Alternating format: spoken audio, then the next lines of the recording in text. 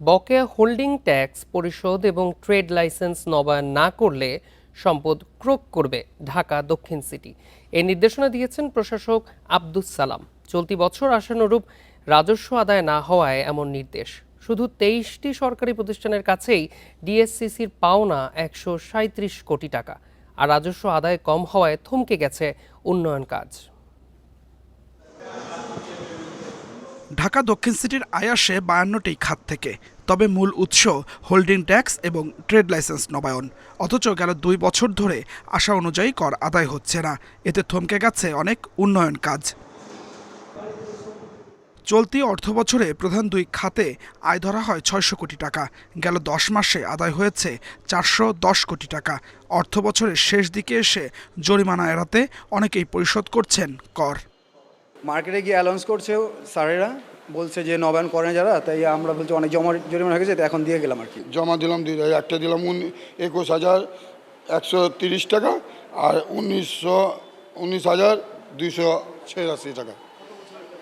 এই যে বললামই তো 4 বছরের দুইটা। যেহেতু নগরবাসীকে আমরা সেবা দিই, সেই সেবাগুলোকে কার্যক্রমটা চালিয়ে নিতে হলে আমাদের তো ট্যাক্সটা তো আদায় নিশ্চিত করতে হবে, সেজন্য নগরবাসীরও সহযোগিতা প্রয়োজন।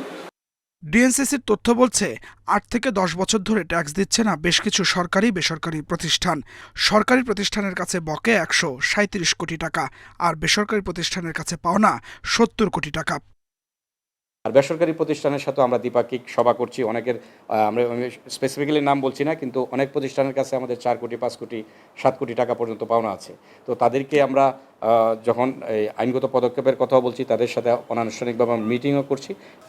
তবে ছোট বড় যে প্রতিষ্ঠানই হোক না কেন, ট্যাক্স পরিশোধ না করলে সম্পদ ক্রোকের নির্দেশ দিয়েছেন প্রশাসক আব্দুস সালাম।